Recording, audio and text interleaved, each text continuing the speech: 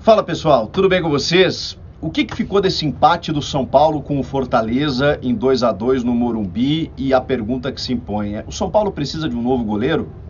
Vamos falar sobre isso. Chega mais, eu sou o Chico Garcia, inscreva-se no canal, hein? E vamos juntos.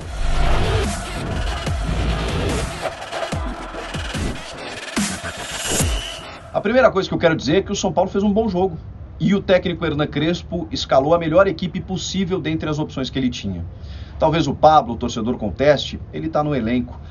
E o time não tem um outro centroavante, o Luciano poderia ser esse cara, mas ainda não tem condições. Ele é o artilheiro do time na temporada e quando você tem opções para que possa abastecer o centroavante, ou um cara como o Rigoni ali na frente que alterna muito bem posições do meio para frente, você tem essa possibilidade de talvez conseguir algum resultado positivo. O Benítez como meio articulador, os dois alas, o Reinaldo e o Daniel Alves, os três zagueiros, um meio de campo que talvez o meu preferido fosse o Lisieiro, ele muda o time no segundo tempo, mas o Nestor eu acho também um excelente jogador ao lado do Luan. Então assim, para mim foi a melhor escalação possível. O Crespo mexeu mal no time, também acho questionável a gente pensar isso, porque se tivesse mantido os 2-0, a gente ia estar achando que ele administrou bem.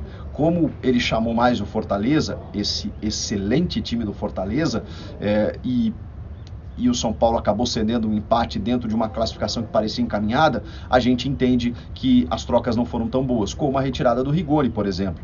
Só que quando você está ganhando por 2-0 até 38 minutos do segundo tempo em casa, o Crespo tem uma tendência a preservar os seus jogadores, especialmente aqueles com déficit físico ou que jogam todas as partidas, porque você tem outros compromissos importantes, como o brasileiro. São Paulo não pode se descuidar do brasileiro, e aí você vê que o Rigoni na coletiva vai e diz: não, eu estava bem, foi uma questão técnica, mas eu repito, o futebol ele é muito traiçoeiro, ele é um organismo vivo que fica se mexendo até o apito final. E como o resultado não foi o mais favorável, agora a gente percebe que a substituição não foi lá tão boa. Mas é fato que o Lisieiro e o Sara, por exemplo, melhoraram o time até sair o gol, os dois gols do Rigoni. Depois, quando ele tira o Rigoni, o Fortaleza inteligentemente vai para cima. Na verdade, já estava marcando pressão desde o começo do jogo, mas depois que toma os dois gols não se abate. É um time muito frio, muito bem estruturado pelo Vojvoda, o Juan Pablo Vojvoda, esse argentino competentíssimo, e busca o seu resultado para decidir no Castelão. Acho que não está decidido nada, embora o Fortaleza tenha animicamente conseguido uma vantagem de empatar fora de casa, não tem saldo qualificado e vá decidir em casa. O São Paulo pode muito bem lá vencer o jogo. Claro que ficou mais difícil depois de você ter um 2-0 e essa frustração está difícil de assimilar. Agora, é impossível a gente tirar do contexto do jogo e da derrota a falha do Volpi no primeiro gol do Fortaleza, em que ele sai completamente atabalhoado e errado na bola. O problema todo é que não foi a primeira vez que isso aconteceu. O Volpi já tinha falhado nos dois confrontos contra o Palmeiras pela Libertadores, entre outras situações.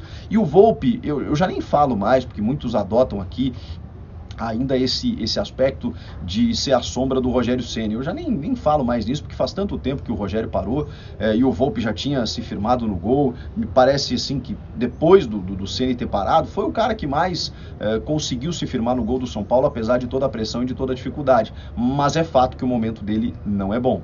Não é bom. Ele tem falhado sistematicamente, tem mostrado insegurança e não tem sido aquele goleiro que você precisa na hora decisiva. E aí vem a questão: o São Paulo precisa de um novo goleiro? Eu vou dizer um negócio para vocês. Essa transição, ela nunca é fácil. Goleiro é uma posição muito difícil, tem que ser muito respeitada, porque é uma posição completamente diferenciada do campo de jogo. O treinamento é diferente, as lesões são diferentes, tudo é diferente para o goleiro. Então você ter um goleiro faz muita... É muito importante você ter um bom goleiro no seu time. E aí eu vou citar alguns exemplos. O Grêmio, por exemplo, ficou anos nas mãos de Vanderlei e Paulo Vitor, goleiros mais experientes e insuficientes para que o Grêmio tinha. E o Grêmio não trabalhou essa transição bem quando saiu o Marcelo Groy vendido para a Arábia Saudita. Tinha no banco de reservas dois jovens, como o Breno e o Gabriel Chapecó, que hoje estão disputando a titularidade pau a pau. Um é campeão olímpico com a seleção brasileira e o outro assumiu a titularidade e não largou mais. E se você botar qualquer um dos dois, o Grêmio está bem servido. O Inter passou uma instabilidade recente também com o Marcelo Lomba e tinha o Danilo Fernandes no banco, que não jogava nunca. E aí ficava sempre naquela: mas será que o Danilo é melhor que o Lomba? Será que o Lomba é melhor que o Danilo? Chegou o Daniel, que não era tão jovem assim, 28 anos, mas estava ali no banco, recebeu uma oportunidade e deu conta do recado. Você não precisa se abraçar sempre na mesma ideia, o tempo inteiro. O Santos, por exemplo, que tem o João Paulo, tem o John, mas agora na lesão do João Paulo foi lá e contratou o Jandrei para ter mais opções.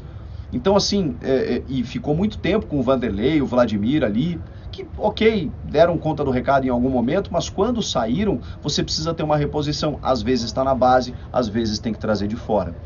O Lucas Perry, que todo mundo pede no banco do São Paulo, nas vezes em que ele foi testado, eu o achei um pouco inseguro. E pode ser também pela juventude, pode ser que ele precise de mais sequência, porque todo mundo fala que é um goleiraço, realmente. Talvez não seja nem necessariamente o Perry a solução. Talvez o São Paulo tenha que ter um outro goleiro para fazer sombra para o Volpi, mas pelo menos para disputar a posição com ele. Porque hoje você tem o Volpi e você tem o Volpi. Você não tem outra alternativa. Você não se permite trocar. O Santos, por exemplo, quando eu falei, né? Hora entrava o João Paulo, pegava tudo. Hora entrava o John, pegava tudo. E aí o Cuca ficava, na época, quando treinava o Santos, pô, que goleiro eu vou botar? Porque, felizmente, né, tinha duas boas opções, como é o caso do Felipão hoje no Grêmio, com o Chapecó e o Breno. Então você precisa ter essa ousadia de pensar, ok, o São Paulo pagou mais de 20 milhões pelo Volpi. Foi um alto investimento e ele deu conta do recado em determinado momento. Talvez seja o momento de você repensar, de você contratar um goleiro, seja para uma reposição imediata, seja para uma alternativa, um teste, não sei. Eu acho que o São Paulo precisaria pensar nisso. Foi por causa disso que o São Paulo empatou esse jogo? Também.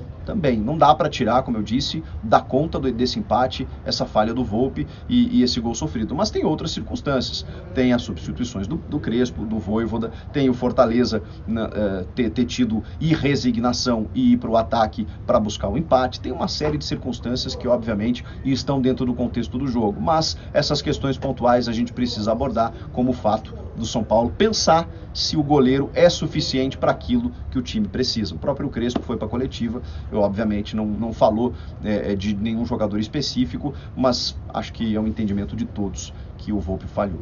Na sua opinião, o São Paulo precisa de um novo goleiro? Comenta aqui, inscreva-se no canal, eu volto na próxima. Tchau!